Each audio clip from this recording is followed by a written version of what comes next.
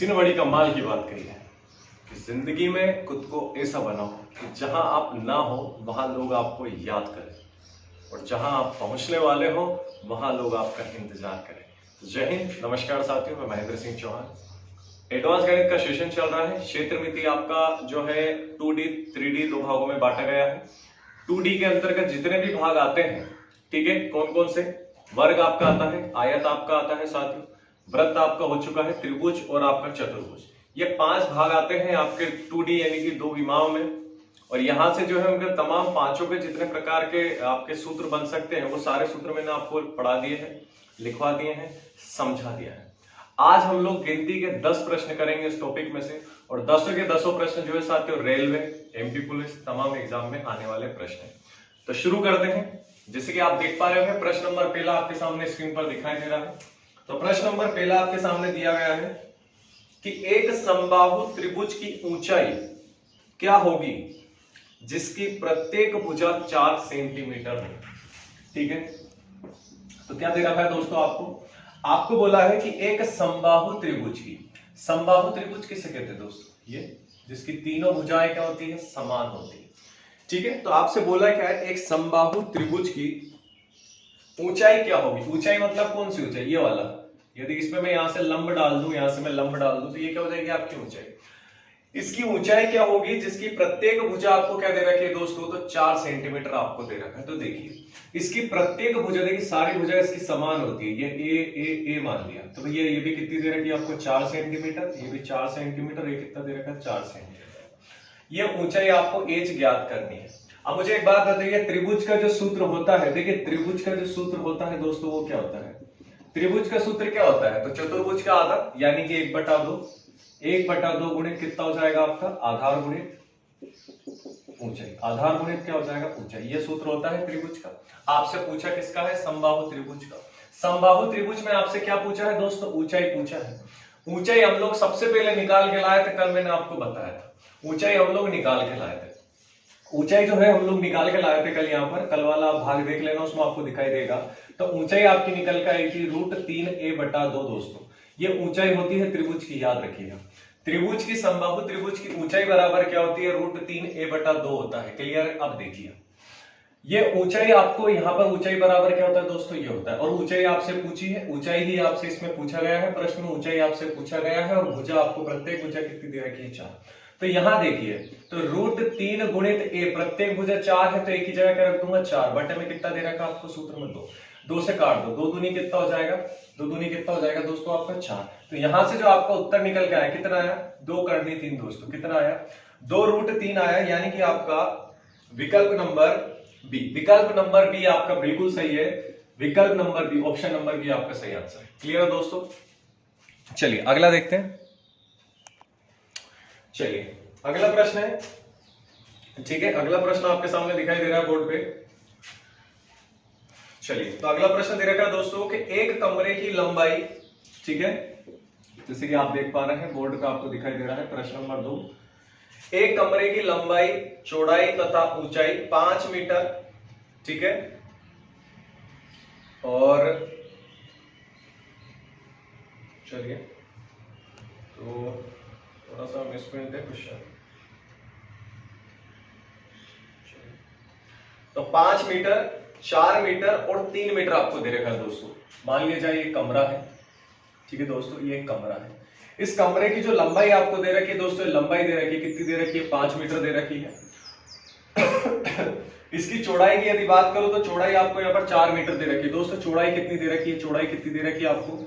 ये 4 मीटर दे रखी है। और यदि ऊंचाई की मैं बात करूं दोस्तों, तो ऊंचाई कितना दे रखा है आपको? यहाँ से 3 मीटर दे रखा है दोस्तों। ऊंचाई कितना दे रखा है आपको? यहाँ से 3 मीटर दे रखा है। क्लियर है? ऊंचाई कितना दे रखा है आपको? यहाँ से 3 मीटर दे रखा है। अब देखिए, आपसे पूछा क्या है? आपसे पूछा है कि कमरे की चारों दीवारों का क्षेत्रफल याद कीजिए। कमरे की 4 दीवारी का क्षेत्रफल। तो दोस्तों, जो कमरे की 4 दीवारी का क्षेत्रफल होता है, कमरे की 4 दीवारी का क्षेत्रफल होता है, वो क्या होता है? याद रखिएगा, यहां से प्रश्न पूछा जाता है। कमरे की 4 दीवारी का क्षेत्रफल दोस्तों होता है 2 गुणित लंबाई प्लस चौड़ाई और गुणित हो जाता है आपका यहाँ पर ऊंचाई। क्लियर है? रट लेना, इसे काम आता है। ठीक है, कमरे की 4 दीवारी का, ठीक है। जैसे कि हमने पढ़ा था वर्ग, हमने पढ़ा था आयत, इसमें क्या था दोस्तों, लंबाई के साथ साथ क्या थी यहाँ पर, लंबाई के साथ साथ क्या थी यहाँ पर, चौड़ाई थी। लेकिन यहाँ पर यदि मैं कमरे की बात करूं तो कमरे में तो देखिए दीवारें होती है, चारों दीवारें आपको दिखाई दे रही है, तो इसकी ऊंचाई भी होती है। तो कमरे का क्षेत्रफल यदि आपसे पूछे तो 2 गुणित लंबाई प्लस चौड़ाई और गुणित कितना हो जाता है दोस्तों आपका यहाँ पर ऊंचाई। क्लियर है, यहाँ पे कितना हो जाता है ऊंचाई। अब देखिए यहाँ पर मान रख देते हैं, तो 2 गुणित लंबाई कितना दे रखा है आपको यहाँ पर 5 प्लस चौड़ाई कितना दे रखा है 4 और ऊंचाई कितना दे रखा है गुणित 3 कर दिया। हल करेंगे तो 2 गुणित 5 और 4 कितना हो जाएगा आपका यहाँ पर दोस्तों, 5 4 कितना हो गया आपका यहाँ पर 9 और 9 गुणित 3 आप कर देंगे यहाँ से, तो 9 गुणित 3 आपका कितना हो जाएगा 27 और 27 गुणित कितना हो जाएगा दोस्तों आपका यहाँ पर 54। तो यहां से आपसे जो पूछा था दोस्तों, तो आपका ऑप्शन नंबर डी 54 वर्ग मीटर आपका जो है आंसर यहाँ पर सही हो जाएगा। 54 वर्ग मीटर आपका आंसर बिल्कुल सही हो जाएगा। क्लियर है यहाँ तक, ठीक है। तो ऑप्शन नंबर आपका कौन सा हो जाएगा यहाँ पर, ऑप्शन नंबर डी आपका सही आंसर है। चलिए अगला प्रश्न आते हैं, प्रश्न नंबर 3। प्रश्न नंबर 3 आपको दिखाई दे रहा है दोस्तों बोर्ड के ऊपर। प्रश्न नंबर 3 है कि कोई वर्ग है जिसकी परिमिति 48 सेंटीमीटर दे रखी है। किसी वर्ग की परिमिति, तो देखिए मैं लिख देता हूं कि वर्ग की जो परिमिति है, परिमिति क्या होता है दोस्तों, तो परिमिति मतलब होता है परिमाप। परिमिति का मतलब क्या होता है, परिमाप, यानी कि उसके चारों तरफ का माप। आपको दे रखा है कितना, 48 सेंटीमीटर। 48 सेंटीमीटर आपको परिमाप दे रखा है और आपसे क्या पूछ लिया दोस्तों, वर्ग का आपसे क्या पूछ लिया गया यहाँ पर क्षेत्रफल। वर्ग का आपसे क्या पूछ लिया गया यहाँ पर क्षेत्रफल, ठीक है दोस्तों। तो यानी कि ये जो आपका एक वर्ग है, वर्ग का जो परिमाप आपको दे रखा है, कितना दे रखा है 48 सेंटीमीटर आपको दे रखा है। और आपको जो यहाँ पर है इसका क्षेत्रफल निकाल के लाना है दोस्तों। क्षेत्रफल क्या होता है, क्षेत्रफल आप जानते हैं भुजा का वर्ग होता है। कैसे निकालेंगे देखिए, तो वर्ग की परिमिति बराबर कितना, 48 सेंटीमीटर। वर्ग की परिमिति का सूत्र क्या होता है बताइए, तो वर्ग की जो परिमिति होता है या परिमाप होता है बराबर कितना होता है दोस्तों, 4 है, चारों भुजाएं। और इस वर्ग की परिमिति बराबर आपको कितना दे रखा है 48, तो इसकी जगह लिखूंगा 48 और यहां लिखूंगा 4 है। यहां से आप काट देंगे तो 4 एकम 4 हो जाएगा, 4 दूनी 8 हो जाएगा दोस्तों। तो यानी कि a बराबर कितना हो गया आपका 12।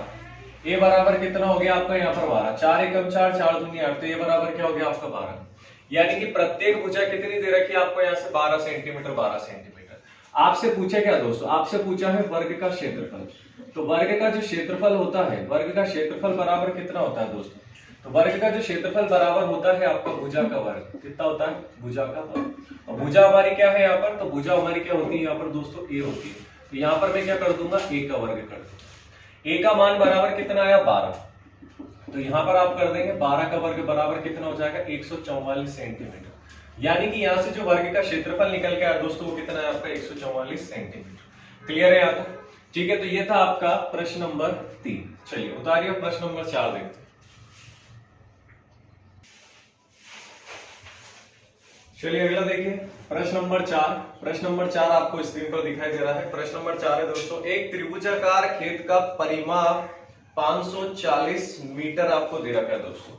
ये एक त्रिभुजाकार, ठीक है, एक त्रिभुजाकार आपका क्या हो गया दोस्तों, एक त्रिभुजाकार आपका क्या हो गया, यहाँ पर खेत हो गया, जिसका परिमाप जो है आपको, ठीक है, जिसका जो परिमाप जो है दोस्तों आपको, इसका परिमाप आपको कितना दे रखा है, तो इसका जो परिमाप है आपको दे रखा है दोस्तों 540 मीटर। कितना दे रखा है, 540 मीटर परिमाप दे रखा है। और इसकी भुजाओं का अनुपात दे रखा है आपको 5 12 और 13। कितना दे रखा है दोस्तों, 5 12 और 13, यानी कि सभी की क्या दे रखा है दोस्तों, अलग अलग दे रखा है। कितना दे रखा है, 5 12 और 13। यानी कि ये कि आपका त्रिभुजाकार खेत है। मैं इसको बता देता हूँ दोस्तों, विषम बाहु बना देता हूँ, विषम बाहु जिसकी तीनों भुजाएं क्या होती है, असमान।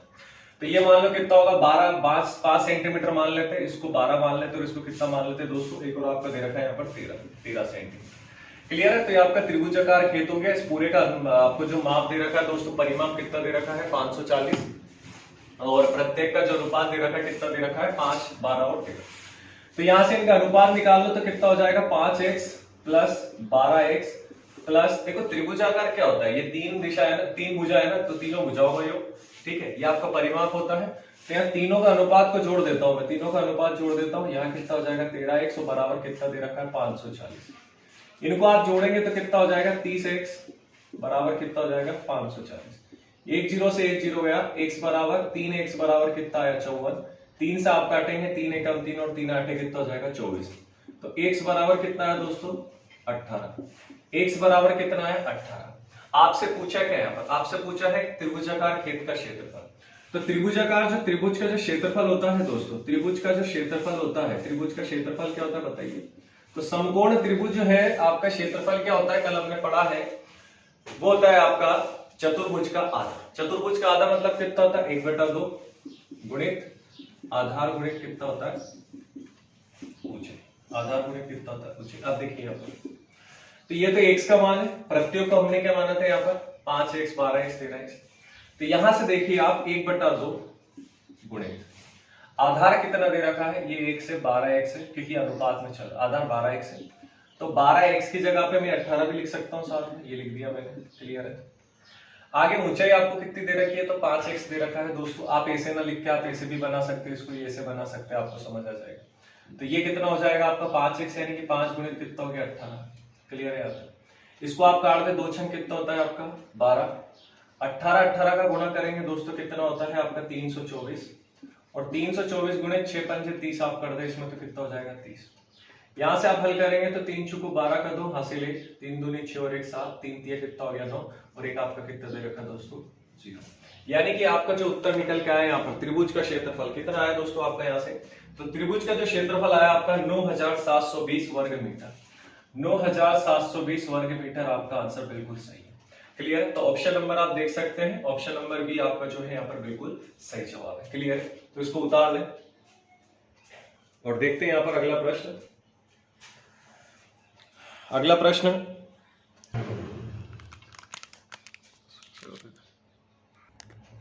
ठीक है, थोड़ा सा नीचे का छुप गया था, आप देख सकते हैं 9720 यहाँ पर जो है इसका सही जवाब है दोस्तों, 9720 वर्ग मीटर इसका सही जवाब है।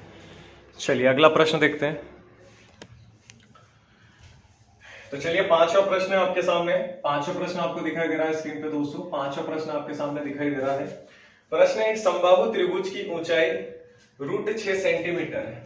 एक समबाहु त्रिभुज की ऊंचाई √6 आपको यहाँ पर दे रखी सेंटीमीटर, √6 सेंटीमीटर आपको दे रखी दोस्तों, और क्षेत्रफल आपसे पूछा। यानी कि जो एक समबाहु त्रिभुज है इसकी जो ऊंचाई है ना दोस्तों, इस बार ऊंचाई आपको कितनी दे रखी है, √6 सेंटीमीटर दे रखी है, और आपसे क्या पूछ लिया इस बार, इसका क्षेत्रफल पूछ लिया। तो देखिए समबाहु त्रिभुज का मैं लिख दूं, तो समबाहु त्रिभुज जो है आपका, समबाहु त्रिभुज की ऊंचाई बराबर आपको कितनी दे रखी है यहाँ पर, तो ऊंचाई जो आपको दे रखी है ना दोस्तों इस बार √6 दे रखा है, और आपसे इस बार क्या पूछ लिया उन्होंने, क्षेत्रफल पूछ लिया। क्या पूछ लिया, क्षेत्रफल पूछ लिया, क्लियर है यहाँ तक, ठीक है। अब देखिए जो समबाहु त्रिभुज की जो ऊंचाई होती है, समबाहु त्रिभुज की जो ऊंचाई होती है दोस्तों, वो हम लोगों ने अभी पहले दूसरे प्रश्न में भी किया है, और कल मैं आपको पूरा बता चुका हूँ पाइथागोरस प्रमेय से कैसे ऊंचाई निकाली जाती है। तो जो समबाहु त्रिभुज की जो ऊंचाई होती है ना दोस्तों, वो ऊंचाई बराबर कितना होता है, तो √3, ठीक है, √3/2 गुणित कितना होता है दोस्तों, a होता है, क्लियर है यहाँ तक, बटा कितना होता है, ठीक है। समबाहु त्रिभुज की ऊंचाई बराबर √3/2 और कितना होता है दोस्तों, a होता है। यहां से देखिए ऊंचाई आपको दे रखी है, ऊंचाई कितनी दे रखी है, √6 बराबर √3 और बटे में कितना है 2, और गुणित कितना चल रहा है दोस्तों आपका यहाँ पर a चल रहा है। कोई दिक्कत है क्या यहाँ तक बताइए, इतना आपको समझ आ रहा है, दिखाई दे रहा है। चलिए अब देखिए यहां से क्या निकाल के लाऊंगा मैं, इसकी भुजा। देखिए यहाँ आपका चढ़ रहा है कर्णी 6 और ये कर्णी 3 नीचे आ जाएगा, ये उठ के ऊपर चला जाएगा दोस्तों, तो मैं इधर लिख देता हूँ इसके आगे, और बराबर कितना है आपका a, क्लियर है। अब देखिए रूट के अंदर से संख्या कट जाती है, तो 3 दूना कितना हो गया, 6 हो गया, यानी कि जो a बराबर आपका कितना आया, तो 2 और रूट में 2 रूट कितना आया साथी, 2 आया, क्लियर है। तो ये क्या आ गई आपकी भुजा आ गई। आपसे पूछा क्या है, आपसे पूछा क्या, देखिए यहां से ऊंचाई से निकाल के लाया हूं मैं सबसे पहले तो इसकी भुजा। अब भुजा निकाल लाया हूं तो आपसे पूछा क्या दोस्तों, तो आपसे इसका क्षेत्रफल पूछा है, आपसे इसका क्षेत्रफल पूछा है, और क्षेत्रफल क्या होता है 1/2, ये इसको हटा दो, क्षेत्रफल बराबर क्या होता है, डायरेक्ट लिख देता हूँ √3 और a² बटे में क्या होता है दोस्तों 4, कल लिखवा चुका हूँ, डिटेल में बता भी चुका हूँ, आप लोग देख लेना वीडियो पिछला वाला, आपको पूरी चीज समझ में आ जाएगी कि √3 a का वर्ग बटे में कितना आ रहा है दोस्तों 4 आ रहा है। कैसे हल करेंगे बताइए, तो कर्णी 3 गुणित a का वर्ग, a का वर्ग यानी भुजा कितनी है, ये 2√2, तो यहाँ लिख दो 2√2 का क्या कर दिया वर्ग, बटे में कितना आएगा दोस्तों आपका 4। आगे हल करेंगे इसको, तो √3 गुणित, देखिए 2 दूनी तो कितना हो जाना है आपका 4, और गुणित √2 का जब वर्ग करते हैं तो 1 2 बचता है, बटे में कितना आएगा दोस्तों आपका 4, ये 4 से 4 गया आपका कितना होता है निकल गया 2√3। यानी कि ऑप्शन नंबर जो ए है ना दोस्तों, आपका ऑप्शन नंबर ए आपका बिल्कुल सही जवाब है यहाँ पर। क्लियर है? तो ये आपके कितने प्रश्न हो गए? 5 प्रश्न हो गए। तो चलिए उतार लीजिए और आगे के देखते हैं अगले प्रश्न इसमें।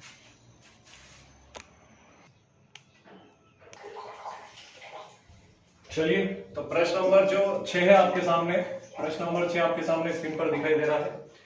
प्रश्न दोस्तों, एक समचतुर्भुज का क्षेत्रफल 500 सेंटीमीटर वर्ग दे रखा है और इसके एक विकर्ण की लंबाई आपको 25 सेंटीमीटर दे रखी है तथा दूसरे विकर्ण की लंबाई आपको ज्ञात करनी है। यानी कि यहां पर आपको दे रखा है कि जो समचतुर्भुज, तो दोस्तों जो समचतुर्भुज का, ठीक है, समचतुर्भुज का जो क्षेत्रफल है वो आपको कितना दिखाई दे रहा है? तो आपको दे रखा है दोस्तों 500 वर्ग सेंटीमीटर आपको दे रखा है। क्लियर है? और इसके एक विकर्ण की लंबाई जो है दोस्तों, इसके एक विकर्ण की लंबाई जो है, एक विकर्ण यानी कि जो डायमीटर जिसे बोला जाता है, इसके एक विकर्ण की जो लंबाई है दोस्तों वो आपको दे रखी है यहाँ पर 25 सेंटीमीटर। 25 सेंटीमीटर आपको दिखाई दे रही है और आपसे दूसरे विकर्ण की पूछा जाता है, आपसे दूसरे विकर्ण की यहाँ पर लंबाई पूछा गया। क्लियर है? तो देखिए कैसे करें। सबसे पहले बोला है आपको समचतुर्भुज। समचतुर्भुज होता कैसे दोस्तों? ये कुछ ऐसा होता है। क्लियर? समचतुर्भुज कैसा होता है? समचतुर्भुज के जो यहाँ पर आपको विकर्ण दिखाई दे रहे साथ, ये परस्पर बराबर द्विभाजित होते हैं, बराबर एक दूसरे को काटते हैं। ये आपको याद रखना है। प्रत्येक कोण इसका जो यहाँ पर होता है दोस्तों, यहाँ पर आपका 90 डिग्री का कोण बनाता है। तो ये भी आपको याद रखना है। तो ये कल की वीडियो में बता चुका। अब आज क्या चीज है मेन काम की, तो वो देखें। मैंने बोला आपको यहाँ पर कि संपूर्ण चतुर्भुज का जो आपको क्षेत्रफल दे रखा है ना दोस्तों, पूरा कितना दे रखा है आपको यहाँ पर? तो 500 सेंटीमीटर स्क्वायर। कितना दे रखा है? 500 सेंटीमीटर स्क्वायर। आपको इस एक विकर्ण की लंबाई दे रखी है दोस्तों। देखिए यहाँ से ये एक विकर्ण की जो लंबाई आपको दे रखी है ना दोस्तों, यहाँ पर इस एक विकर्ण की लंबाई कितनी दे रखी है? 25 सेंटीमीटर। और आपको निकालनी कौन सी है? ये दूसरे वाले की आपको निकाल के समचतुर्भुज का जो क्षेत्रफल होता है उसका सूत्र होता है दोस्तों, उसका सूत्र क्या होता है आपका? तो मैं कल लिखवा चुका हूं। समचतुर्भुज के जो क्षेत्रफल का सूत्र होता है दोस्तों, वो होता है आपका, ठीक है, यह लिख रहा हूं मैं कि क्षेत्रफल बराबर क्या होता है आपका? तो क्षेत्रफल बराबर होता है 1/2 विकर्णों का गुणनफल। याद रखें, 1/2 विकर्णों का गुणनफल होता है इसका सूत्र। अब यहां पर जो आपको समचतुर्भुज का क्षेत्रफल दे रखा है उसका मान कितना दे रखा है? 500 बराबर 1/2 गुणित, देखिए पहला वाला विकर्ण कितना दे रखा है? विकर्ण का गुणनफल से मतलब क्या है? d1 इंटू क्या होता है? d2, यानी कि पहला विकर्ण गुणित हो क्या हो जाएगा? दूसरा विकर्ण। तो पहला विकर्ण का मान कितना दे रखा है? 25। दूसरा वाला आपको निकालना है। यहां से आप 25 से इसको काट दो तो कितना हो जाए? 25 दूनी 50 और ये 0 हो गया। 2 उठा के इधर लिया है तो 2 गुणित 2 बराबर कितना हो जाएगा? d। तो कितना हो गया दोस्तों यहाँ से? तो ये हो गया आपका d बराबर 40 सेंटीमीटर। बताइए कोई दिक्कत है क्या इसमें? यानी कि दूसरा वाला कितना निकल गया? 40 सेंटीमीटर। क्लियर है यहाँ तक? किसी को कोई दिक्कत तो नहीं है इसमें? बताइए, समझ आ रहा है? ठीक है, क्लियर दिखाई दे रहा है?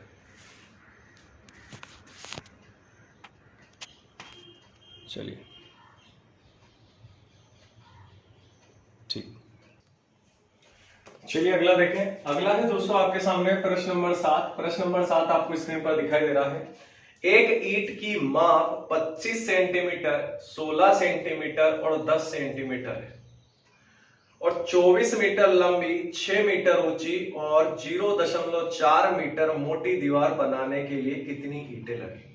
यानी कि यहां पर जो आपको ईंटों का आयतन दे रखा है दोस्तों, जो ईंटों का आयतन आपको दे रखा है, ईंटों का आयतन आपको दे रखा है, तो ईंटों का आयतन आपको कितना दे रखा है यहाँ पर? देखिए, तो ईंटों का आयतन आपको दे रखा है दोस्तों, ठीक है, 25 सेंटीमीटर दे रखा है आपको। उसके बाद में 16 सेंटीमीटर दे रखा है और आपको 10 सेंटीमीटर दे रखा है। ये ईंट का आयतन दे रखा है। क्लियर है? यहाँ तक कोई दिक्कत नहीं होगी आपको? ठीक है दोस्तों, दिखाई दे रहा है? चलिए ठीक है, तो ये आपको मैं थोड़ा सा नीचे लिख देता हूँ, प्रश्न में दिक्कत आ रही, थोड़ा सा नीचे लिख देता हूँ। ठीक है, थोड़ा सा नीचे लिख देता हूँ। जैसे कि आपको दिखाई दे रहा है कि ईंट का जो आयतन है दोस्तों, मैं लिख रहा हूँ प्रश्न नंबर 7 का यहाँ पर हल कर रहे हैं कि जो ईंट का आयतन है ना ईंट का आयतन कितना दे रखा है आपको दोस्तों, तो ईंट का आयतन आपको दे रखा है 25 सेंटीमीटर, 16 सेंटीमीटर और आपको दे रखा है 10 सेंटीमीटर। क्लियर है। और जो दीवार का आयतन आपको यहाँ पर दे रखा है, तो दीवार का आयतन आपको कितना दे रखा है दोस्तों, तो दीवार बराबर आपको यहाँ पर दे रखा है 24 मीटर लंबी है, 24 मीटर लंबी है, 6 मीटर ऊंची है और दोस्तों 0.4 मीटर क्या है, मोटी है। तो ये आपको याद रखना है। अब आपसे पूछा क्या है यहाँ पर कि इनमें दीवार बनाने के लिए कितनी ईंटें लगेगी दोस्तों, ये आपसे पूछा है कि कितनी ईंटें लगेगी, ये आपसे पूछा ईंटों की संख्या। तो देख लो भाई, जब भी ऐसा ईंट दीवार वाला आपका प्रश्न आए, ईंट या दीवार वाला प्रश्न है, आपसे कुल संख्या पूछेगा। तो कुल संख्या किसकी पूछ रहा है, ईंटों की संख्या, कि कितनी संख्या यहाँ पर जो है लगने वाली है दोस्तों, ये आपसे पूछेगा। तो याद रखिएगा हमेशा बराबर में बड़ी वस्तु का आयतन बटे में छोटी वस्तु का आयतन आता है दोस्तों, याद रखिएगा। बड़ी वस्तु का आयतन बटे में छोटी वस्तु आती है, याद रखिएगा आप लोग। और हमेशा याद रखना है, या तो सब सेंटीमीटर में होना चाहिए या फिर सब मीटर में होना चाहिए। क्लियर है। मीटर को सेंटीमीटर में करना ज्यादा आसान होता है दोस्तों, याद रखिएगा। तो यहां पर क्या हो जाएगा, बड़ी वस्तु कौन सी है, तो यहाँ पर दीवार है, तो दीवार का आयतन को ऊपर लिख दो। 24 हो जाएगा, मीटर को सेंटीमीटर में गुणित 100, फिर आपका 6 मीटर को सेंटीमीटर में गुणित 100, फिर आपका 0.4 मीटर को सेंटीमीटर में करने पर गुणित 100। बटे में कितना आ जाएगा दोस्तों आपको, तो बटे में आ जाएगा 25, 16 और गुणित कितना आ जाएगा आपका 10। हल कर ले इसे, हल करेंगे यहां से, तो देखिए ये दशमलव हटा, गुणित बटे में क्या आ गया आपका 1 0। तो यहां से हो जाएगा आपका, काटेंगे दोस्तों तो 1 0 से 1 0 गया, ये 1 0 से 1 0 गया। यहां से इसको काट दें तो देखिए क्या हो जाएगा, 4 चुकू 16 और 4 छंग कितना हो गया आपका 24। ठीक है। फिर इसको काटेंगे हम यहां से, तो देखिए 4 से ये 4 गया आपका। ठीक है दोस्तों। फिर आपका देखिए 25 से काट देते हैं, 25 चुकू कितना होता है आपका यहाँ पर 100, 25 चुके कितना होता है 100। ठीक है, आगे हल करते हैं इसको। तो देखिए 6 का 100 में गुणा किया तो 600 और गुणित यहाँ 6 चुको कितना होता है दोस्तों आपका, तो 24। 6 चुको कितना होता है आपका 24। आगे हल करेंगे इसको हम लोग, तो यहाँ से आएगा आपका 6 का, देखिए 2 0 तो ऐसे कैसे आने वाला है, 6 चुको 24 का 4 हासिल 2 और 6 दूनी 12 और 2 कितना हो जाएगा आपका, तो 14। यानी कि 14,400 ईंटें लगेगी इस कुल दीवार को बनने में दोस्तों। 6000 माफ कीजिएगा 1400, ठीक है, 14,440, 14,440। ठीक है, सही आ रहा है।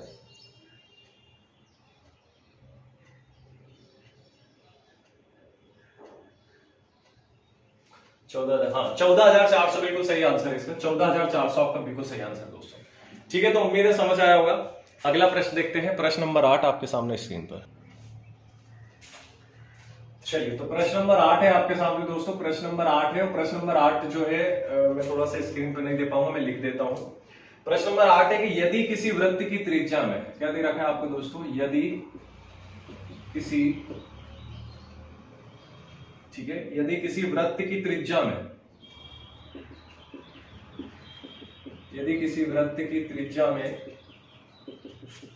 50% वृद्धि की जाए, 50% की वृद्धि की जाए, तो इसके क्षेत्रफल में कितनी वृद्धि होगी, तो इसके क्षेत्रफल में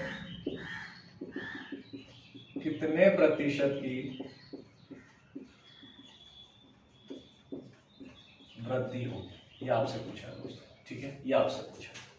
और ठीक है, ऐसे एक और प्रश्न है, उसको भी मैं नीचे लिख दिया देता हूं। एक और प्रश्न है आपका, देखिए ये वृद्धि वाला है और एक क्या रहेगा आपका कमी वाला। तो देखिए एक और आपको दे रखा है कि किसी वृत्त की त्रिज्या में, किसी वृत्त की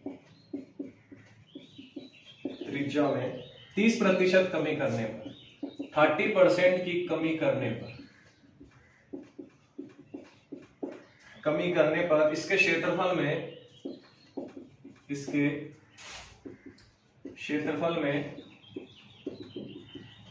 कितने प्रतिशत की कमी आएगी या कमी होगी। ये दो आपको प्रश्न दे रखे हैं दोस्तों। ठीक है, दोनों एक ही तरीके से होंगे। देखिए इसको समझ लेते हैं। किसी वृत्त की त्रिज्या में कितने प्रतिशत की वृद्धि हो रही है? 50%। जब भी परसेंट की बात आती है तो हमेशा कितना चलता है? 100 पे। तो 100 पे कितने की वृद्धि हो रही है साथियों? 50। तो क्या कर दोगे आप? 150 याद रखिएगा, तरीका बता रहा हूं, ठीक है। कितना करना है आपको? 150 कर देना, 2 बार, ध्यान रखिएगा। 50 की वृद्धि 2 बार कर देना, बटे में 100 कर देना दोस्तों। काट दो, कितना आ रहा है? 10 से 10, 10 से 10, 15 कितना होता है दोस्तों? 225। वृद्धि किस पे हुई थी? 100 पे। उस 100 को इसमें से क्या कर देना? घटा देना। आपका आंसर क्या है? 125% दोस्तों। तो 125% आपका बिल्कुल सही है। या आपसे पूछा जाए तो कितने प्रतिशत की वृद्धि हो रही है? 25% की वृद्धि। क्लियर है यहाँ तक? आगे देखिए, अगला दे रखा है आपको, यहाँ पर 30% की क्या बोल रहा है? कमी बोल रहा है। तो कमी कर दो, 100 पे 30 तो कितना हो गया? तो 70 गुणित कितना कर दो? 70 बटे में कितना कर दो? 100। ये 1 0 से 1 0, 1 से 1 गया, तो 7 7 कितना हो गया दोस्तों? 49। और कमी किस पे? 100 पे। तो 100 में से इसको घटा दो, 100 में से 49 गए दोस्तों, कितना है आपका? तो 51% आपका आंसर बिल्कुल सही। बताइए, समझ आएगा? क्लियर है यहाँ से? तो ये आपके 2 प्रश्न और निपट गए। 8वां और 9वां आपका हो चुका है दोस्तों। एक और आखिरी प्रश्न, स्कोर देख लेते हैं। चलिए तो देखते हैं प्रश्न नंबर अगला है आपके सामने दोस्तों। प्रश्न नंबर 10वां आपके सामने दिखाई दे रहा है, ठीक है। ये भी प्रश्न मैं आपको लिखने वाला हूं। तो यहाँ आपको दिखाई दे रहा है कि 88 किलोमीटर की दूरी, 88 किलोमीटर की दूरी तय करने में एक पहिया, ठीक है, कोई सी गाड़ी है, मान लो कार है, तो उसका पहिया 1000 चक्कर लगाता है। 1000 चक्कर लगाता है। इस पहिए का व्यास कितना है? तो देखिए दोस्तों, मान लिया जाए ये क्या हो गया? आपका एक पहिया हो गया। अब एक पहिया हो गया, 88 किलोमीटर की दूरी तय करने में एक पहिया जो है वो कितना चक्कर लगाता है? 1000 चक्कर लगाता है। कितना चक्कर लगाता है दोस्तों? 1000 चक्कर लगाता है। क्लियर है यहाँ तक? आपसे क्या बोला है? कितना चक्कर लगाता है? 1000 चक्कर। तो यहां से हम लोग जो निकाल के लाएंगे सबसे पहले, वो आएगा आपका एक चक्कर लगाने में तय की गई दूरी। देखिए 1000 चक्कर की बात कर रहा है, तो यहां से मैं एक चक्कर निकाल लूं, तो एक चक्कर लगाने में तय की गई दूरी। देखिए 1000 चक्कर लगा रहा है, तो हमेशा मैं एक चक्कर लगाऊंगा सबसे पहले। अगर 100 आपका प्रतिशत है, हमेशा 1% निकाला जाता है। तो 1000 चक्कर लगाने से पहले उसका एक चक्कर कैसे निकाल के लाऊंगा दोस्तों? तो कैसे निकाल के लाऊंगा? देखिए, बराबर कितने किलोमीटर की दूरी तय करा? 88। किलोमीटर को मीटर में बदलते तो कितने का गुणा करते हैं? 1000 का। टोटल चक्कर कितने लगा रहा था? 1000। लेकिन मुझे निकाल के तो एक चक्कर लाना है, तो उस 1000 का नीचे भाग दे दो। ये 1000 से 1000 गया, तो दोस्तों ये कितना आ गया आपका? 88 मीटर। ठीक है, कि एक चक्कर लगाने में कितनी दूरी तय कर रहा है? 88 मीटर। आपसे पूछा क्या? इस पहिए का व्यास बताइए। इस पहिए का क्या बताना है दोस्तों? व्यास। तो पहिए का जो व्यास होता है ना, पहिए का व्यास, तो पहिए के व्यास से पहले पहिए की परिधि निकलती है दोस्तों। क्या निकलती है? परिधि। वो क्या होती है आपकी? 2 पहिया। देखिए पूरा का पूरा 2 पहिया है ना, पहिया चल रहा है, तो पहिए में तो आपका पूरा का पूरा परिधि लगेगा, 2 पहिया। अब यहां से देखिए, जो पहिए का जो परिधि है दोस्तों, पहिए की परिधि बराबर कितना होता है? 2 पाई आर होता है। कितना होता है? 2 पाई आर। ठीक, 2 पाई आर होता है दोस्तों। बराबर में आपकी जो यहाँ से ना एक चक्कर लगाने में कितनी दूरी है? 88 दूरी। तो 88 को आप बराबर में रख देंगे। ठीक है, आगे हल कर लो इसे। तो 2 गुणित 22/7 गुणित कितना हो गया? आर बराबर कितना हो गया दोस्तों? आपका 88। ये 22 चुकू कितना होता है आपका? तो 88, 2 से काट देंगे, तो दो दूनी कितना हो गया आपका? 4। इधर आपका कितना बचा साथियों? 7। तो 7 को उधर ले जाओ, तो आर बराबर कितना हो गया? 7 गुणित 2, तो कितना है आपका? 14। तो 14 तो क्या है आपका साथियों? 14 तो आपकी त्रिज्या आई है। और आपसे पूछा क्या? व्यास। व्यास क्या होता है? इसका दुगना। व्यास क्या होता है? त्रिज्या का दुगना व्यास होता है। तो भाई त्रिज्या अगर 14 है, तो व्यास क्या हो गया? तो व्यास इसका दुगना कर दो, कितना हो गया? 28 सेंटीमीटर। कितना हो गया? 28। तो यही आपसे पूछा गया था। क्लियर है? कोई दिक्कत है इसमें? बताओ। ठीक है, यही आपसे पूछा गया था। तो जब भी कुछ इस तरह से प्रश्न आए कि 88 किलोमीटर दूरी तय करने में एक पहिया 1000 चक्कर लगाता है, तो इस पहिए का व्यास बताइए। तो उससे पहले एक चक्कर निकाल के लाओ। एक चक्कर कैसा होगा? जितनी दूरी दे रखी है उसमें इसका भाग दे दो, और किलोमीटर में तो उसको मीटर में बदल दो, तो आपस में कट जाएगा। तो एक चक्कर का मान निकाल के आ जाएगा दोस्तों। ठीक है, चलिए दोस्तों, थोड़ा सा कैमरा स्टैंड थोड़ा सा हिल गया था इस वजह से। ठीक है, तो ये आपका हो चुका है, और 10 प्रश्न आपके हमारे यहाँ पर कंप्लीट हो चुके हैं। एक और आखिरी प्रश्न दोस्तों, अच्छा प्रश्न है, इसलिए वो मैं आपको करा देता हूं। सेम प्रश्न इसमें का थोड़ा सा इससे उल्टा है, ठीक है दोस्तों, थोड़ा सा अलग है इससे प्रश्न। यहां आपसे व्यास पूछा था, ठीक है दोस्तों, और वहां आपसे उसका चक्कर लगाने का पूछ रहा है कि कितना चक्कर लगाएगा। ठीक है दोस्तों, प्रश्न अच्छा है और दोनों ही प्रश्नों को नोट डाउन करें। समझ में नहीं आया तो मुझे जरूर बताएं दोस्तों, ठीक है। चलिए, और समझ में आए तो ये भी बता दें। चलिए, तो आखिरी प्रश्न है आपका आज का। प्रश्न है आपका दोस्तों कि एक वृत्ताकार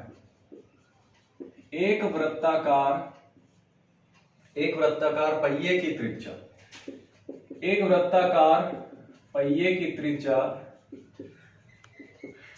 त्रिज्या 1.75 मीटर,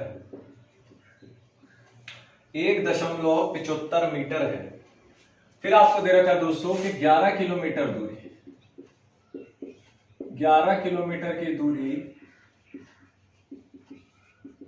तय करने में वह कितने चक्कर लगाता है, वह कितने चक्कर लगाएगा। ये लीजिए आपसे इस बारे में पूछा। तो कैसे करेंगे, उसने बोला क्या है आपसे, देखिए दोस्तों, उसने बोला क्या है आपसे, तो उसने आपसे बोला है कि एक वृत्ताकार पहिए की त्रिज्या कितनी है, 1.75 मीटर, ठीक है। और पिछले वाला जो प्रश्न देखा था वहां से एक वृत्ताकार के हम लोग निकाल के लाए थे, क्लियर है।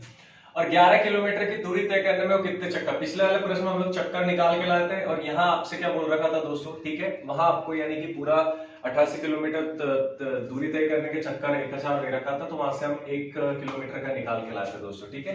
तो यहाँ थोड़ा सा उल्टा है, यहाँ आपसे पूछा क्या है दोस्तों कि कितने चक्कर लगाएगा। तो कितने चक्कर लगाएगा, उससे पहले हम लोग जो है अब चक्कर की बात कर रहे हैं दोस्तों, तो ये एक पूरा चक्कर होता है। तो एक पूरा चक्कर बराबर क्या होता है दोस्तों, तो इसे परिधि कहते हैं। क्या कहते हैं, परिधि कहते हैं, क्लियर है, क्या कहते हैं, परिधि कहते हैं। तो यहाँ सबसे पहले जो है आपकी पहिए की परिधि निकाल के लाइए साथियों। तो पहिए की परिधि बराबर होती कितनी है दोस्तों, तो यहाँ पर 2πr होती है। कितनी होती है, 2πr होती है, क्लियर है। तो यहाँ पर जो 2πr होती है दोस्तों, इसका मान रखेंगे हम लोग, तो 2 गुणित पाई बराबर कितना होता है दोस्तों, 22/7। और r जो है त्रिज्या आपको कितनी दे रखी दोस्तों, 1.75 मीटर। तो 1.75 रखेंगे, दशमलव हटेगा, बटे में 2 जीरो आएगी, 5 से काट दे, ठीक है, 5 से कट जाएगा आपका एक, तो 5, ठीक है, ये 25 से कट जाएगा डायरेक्ट। 25 7 होता है दोस्तों आपका कितना, 175, और 25 चुके होता है आपका कितना, 100।